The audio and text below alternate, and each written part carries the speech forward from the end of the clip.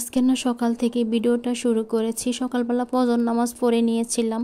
ফজর নামাজ পড়ার পরে কোরআন শরীফ পড়ে নিয়েছি। কোরআন শরীফ পড়ার পরে বারান্দার দরজাটা খুলে দিয়েছিলাম। বারান্দায় কিছুক্ষণ দাঁড়িয়েছিলাম, দেখেছিলেন ভিডিওতে। আমি ভয়েস ওভার দেইনি, বারান্দায় দাঁড়িয়ে কিছুক্ষণ বাহিরের দিকে ক্যামেরা করে নিচ্ছিলাম। বারান্দায় দাঁড়িয়ে না অনেকক্ষণ দাঁড়িয়েছিলাম, বাহিরের দিকে কিছুক্ষণ ক্যামেরা করেছিলাম, তারপর আর ক্যামেরা করিনি। তারপর আপনাদের ভাইয়ার সাথে ফোনে কথা বললাম। আপনাদের ভাইয়া বলল নদীতে নাকি সিগন্যাল দিয়েছে। সিগন্যালের কথাটা শুনলে না আমার অনেক ভয় লাগে, কারণ আপনাদের ভাইয়াকে নিয়ে আমি অনেক টেনশানে থাকি।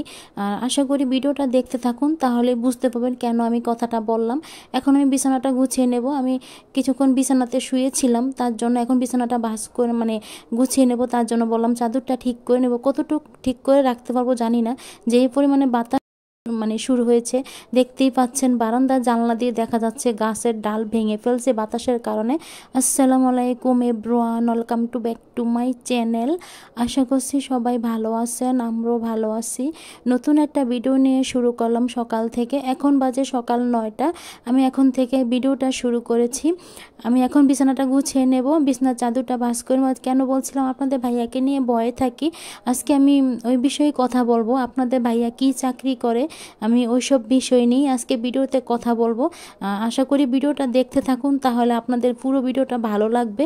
আর যদি ভিডিওটা ভালো লাগে লাইক কমেন্ট শেয়ার করে দেবেন। আর নতুন যারা আসছেন আমার চ্যানেলটা সাবস্ক্রাইব করে দেবেন। আর যদি আমার কথায় যদি কোনো ভুল ত্রুটি হয়ে থাকে তাহলে ক্ষমার দৃষ্টিতে দেখবেন। দেখুন, এই একটা সমস্যা, যখন বাতাস ছাড়ে তখন দেখা যাচ্ছে সাইডের যে বালুগুলা থাকে এগুলো সব রুমে চলে আসে জানলা দিয়ে এবং বারান্দা দিয়ে। আর বিশেষ করে ছাদের যে বালুগুলা থাকে, ছাদেও তো বালু রাখা আছে, বাড়িওয়ালাদের বালু ইট এগুলো রাখা আছে। বাতাসটা ছাড়লেই না সব কিছু রুমে চলে আসে। আর বারান্দার দরজা জানলা যে বন্ধ করে রাখবো, দেখা গেছে গরমে কিন্তু রুমে টিকা যায় না, তার জন্য বললাম। আর মাঠের সাইডের যে জানলাটা আছে, সোফার পিছনে যে থাই গ্লাসটা দেখা যাচ্ছে লাগানো আছে, এই সাইডের কিন্তু থাই গ্লাসটা আমি খুলে দিই না, কারণ মাঠেতে ইট বালু আছে। কারণ মাঠেও কিন্তু বিল্ডিংয়ের কাজ কাজ ধরা হচ্ছে, তার জন্য বললাম। কাজ হচ্ছে তার জন্য বালু এগুলো সব মাঠেতেই রাখা আছে, খোলা রাখে, কাগজ দিয়ে কোনো ডেকে রাখে না, তার জন্য বললাম। দেখা যাচ্ছে বাতাসটা ছাড়লে সব কিছু রুমে চলে আসে, তার জন্য মাঠের সাইডে জানলাটা খুলে দেওয়া হয় না। আর আমি এখন খাটের ফাঁকাটা মুছে নেব।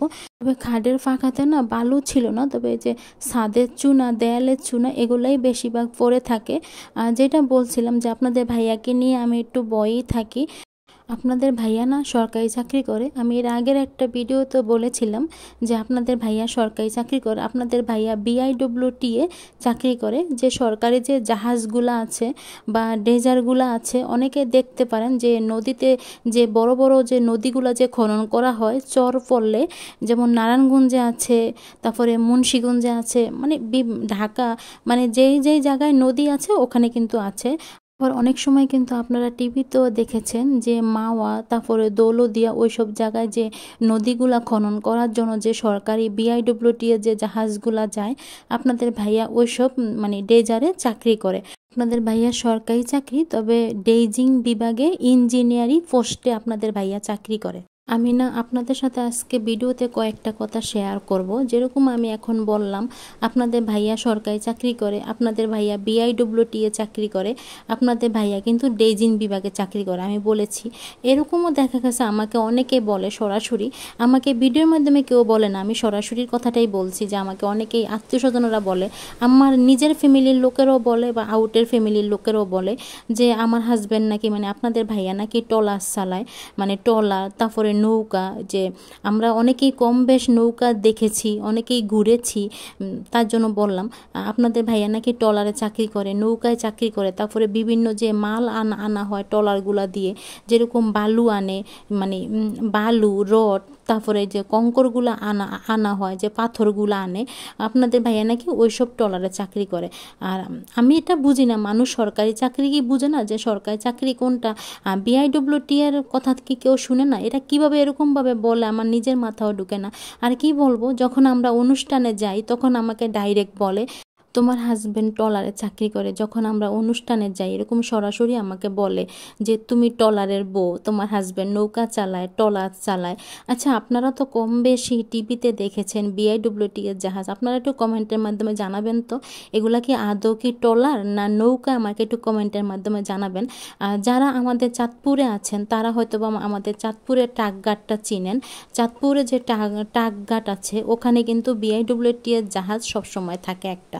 তারপরে আমি আমি আমি আবারও বলে দিই বোঝার সুবিধার্থের জন্য, BIWT এর যে কোয়ার্টারটা আছে, কোয়ার্টার থেকে 3 মিনিটের দূরত্ব হবে সম্ভবত, ওই জায়গায় কিন্তু টাকঘাটটা আছে, ওখানে কিন্তু 24 ঘন্টা মানে একটা BIWT এর জাহাজ থাকে। আবার যারা আমাদের নারায়ণগঞ্জে আছেন, ঢাকা আছেন, বিভিন্ন জায়গায় আছেন, মানে যেখানে যেখানে নদী আছে ওখানে কিন্তু BIWT এর জাহাজ আছে, মানে সব জায়গায় কিন্তু আছে, সুন্দরবনও আছে। আমি নিজেও কিন্তু দেখেছি যখন আপনাদের ভাইয়া মানে জাহাজ বা ডেজার্টটা মতলব মানে এসেছিল, তখন কিন্তু আমি গিয়ে দেখেছিলাম। তখন কিন্তু আমার ইউটিউবে চ্যানেল ছিল না, তখন আমি দেখেছি।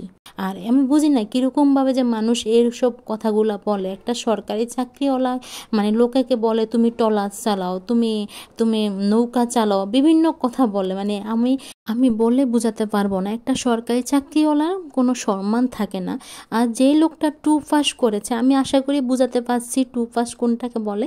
যে লোকটা 2 পাস করে, 2 পাস করে বিদেশ করে বা বিভিন্ন ব্যবসা করে, ওই লোকটার দাম আছে, ওই লোকটাকে সম্মান দেয়। যে লোকটা শিক্ষিত হয়ে সরকারি চাকরি করে বা সরকারি চাকরি নিয়েছে, ওই লোকটাকে বলা হয় কি তুমি ট্রলারে চাকরি করো বা তুমি নৌকা চালাও বা ট্রলার চালাও।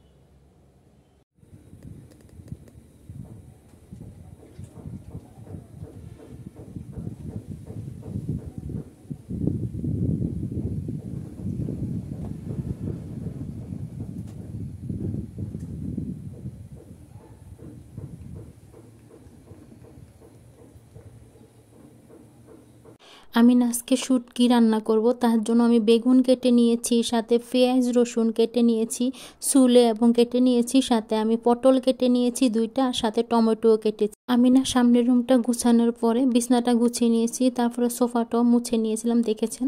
তারপর পুরোটা বাসা আমি ঝাড়ু দিয়ে তারপরে আমি বাসাটা মুছে নিয়েছিলাম, অফ ক্যামেরাই করেছি। তারপরে গোসল করে এখন আমি রান্নাঘরে চলে আসলাম, কারণ গরম লাগছিল, তার জন্য আমি গোসল করে নিয়েছি। তারপর এখন রান্নাটা বসিয়ে দিচ্ছি। আমি তো বলেছি আজকে আমি শুটকি রান্না করব। আজকে আমি লইট্টা শুটকি রান্না করব বেগুন দিয়ে, সাথে আমি টমেটো দেব। রসুন তো বড় রসুন ছিল, মাঝখান দিয়ে আমি একটা মানে ফালি করে দিয়েছি, আমি একবারে বেশি চিকন করে কাটিনি, দেখলেই বুঝতে পারবেন। আর সাথে আমি পেঁয়াজ নিয়েছি, আর দেখুন কড়াইতে আমি লইট্টা শুটকিটা আমি অফ ক্যামেরায় ধুয়ে নিয়েছিলাম, আমি ভালো করে পরিষ্কার করে নিয়েছি। এখন আমি শুটকিটা দিয়ে দেবো তেলের সাথে। আমি পেঁয়াজটা তো ভেজে নিয়েছি, এর থেকে আর বেশি লাল করে ভাজবো না। আজকে না রান্নাঘরে ভিডিওটা একটু অন্ধকার দেখা যেতে পারে, কারণ বাহিরে বাতাসের কারণে না রান্নাঘরের জানলাগুলো বন্ধ হয়ে গিয়েছে, আর কারেন্ট নেই, তার জন্য লাইট অন করতে পারছি না, অন্ধকারেই রান্নাটা করে নিচ্ছি, মানে চার্জার লাইটের আলোতে কিন্তু আমি রান্নাটা করছি, তার জন্য বললাম। জানলা খোলা রাখা যাচ্ছে না, কারণ জানলা খোলা রাখলে বাতাসে জানলা বাইরে বাইরে করে, তার জন্য বললাম। আর বাতাসের কারণে চুলার আঁশটা শরীরের দিকে চলে আসে, মানে চুলার তাপটা, তার জন্য বলছিলাম আমি।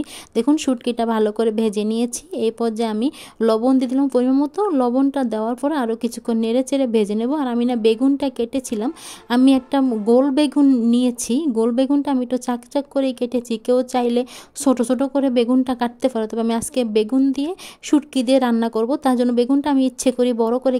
তো বন্ধুরা, ভয়েস ওভারে আপনারা শোষানির শব্দ বা বাইরে বাড়ির শব্দ পেতে পারেন, কারণ বাহিরে অনেক বাতাস হচ্ছে, তার জন্য অনেকটাই শোষানি শব্দ আসছে, আবার বাইরে বাড়ির শব্দ আসছে, তার জন্য বললাম। আজকে না অনেক বাতাস বাহিরে। আরেকটা কথা যেটা বলতে নিচ্ছিলাম, আমি যে ইউটিউব চ্যানেলটা খুলেছি বা ইউটিউব চ্যানেল চালু করেছি, এই চ্যানেলটা কিন্তু আপনাদের ভাইয়া মানে খুলে দিয়েছে। ইউটিউব চ্যানেলটা আপনাদের ভাইয়া নিজেই ইচ্ছাকৃতভাবে আমাকে চ্যানেলটা খুলে দিয়েছে। আপনাদের ভাইয়া কিন্তু আমাকে অনেক উৎসাহিত করে। যেরকম আপনারা যদি কমেন্ট লিখেন, আপনাদের ভাইয়া কিন্তু নিজে পড়ে আমাকে শোনায়। এমন না যে আমি পড়তে পারি না, না, আপনাদের ভাইয়া নিজেই কমেন্ট চেক করে, কমেন্ট পড়ে। তবে আমি না অত সুন্দর করে আমি কমেন্ট লিখতে পারি না, আমার কাছে ভয় লাগে। এই যে আপুরা ভাইয়ারা অনেক সুন্দর করে কমেন্টগুলো লিখেন, আপুরা, আমার কাছে না অনেকটাই ভালো লাগে। আমি না অত সুন্দর করে কমেন্ট লিখতে পারি না, দেখা গেছে মানে বলতে পারি, দেখা গেছে ভয় লাগে। আর খালি মনে হয় যে কি লিখতে আবার কি লিখে ফেলি, তখন কি ভাববে সবাই, তার জন্য আমি না বিশেষ করে কমেন্টটা লিখতে গেলে ভয় লাগে আমার। গুঁড়া মশলা দিয়ে দিলাম, সাথে টমেটো দিলাম, অল্প কিছুটা পানি দিয়ে এখন আমি ঢাকনা দিয়ে কষিয়ে নেব কিছুক্ষণ। দেখুন ঢাকনাটা উঠিয়ে নিচ্ছি, ভালো করে কষানো হয়ে গেছে শুটকিটা। এখন আমি এই পর্যায়ে বেগুন দিয়ে ভালো করে কষিয়ে নেব।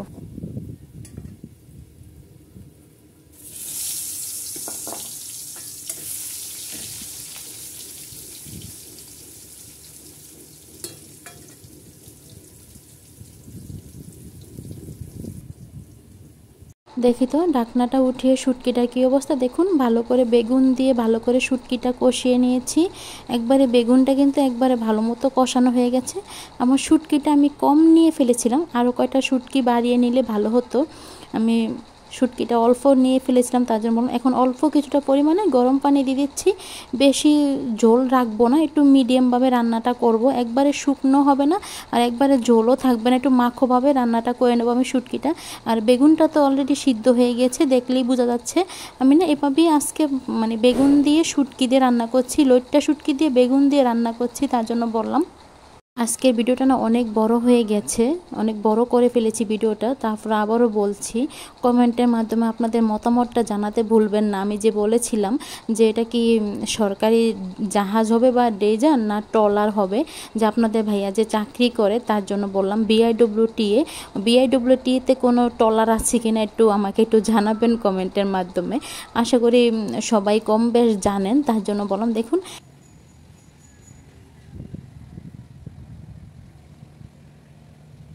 আমার না শুটকি ভুনা করা হয়ে গেছে, আমি শুটকি ভুনা করে নিয়েছি। আমি লইট্টা শুটকি বেগুন দিয়ে রান্না করে নিয়েছি। দেখুন আমার শুটকি রান্না করাটা হয়ে গেছে। আমি না দুপুরে রান্না করার পরে আর কোনো ভিডিও করতে পারিনি, অফ ক্যামেরায় সব কাজ করে নিয়েছিলাম। ক্যামেরা আর করতে পারিনি, কারণ মোবাইলে চার্জ ছিল না, তার জন্য আর ক্যামেরা করতে পারিনি। এটা হচ্ছে সন্ধ্যার পরের ভিডিও। আমি সন্ধ্যার সময় আম কেটে নিয়েছিলাম, সাথে গাব কেটে নিয়েছি সন্ধ্যায় নাস্তা করার জন্য। দেখুন আম আর গাব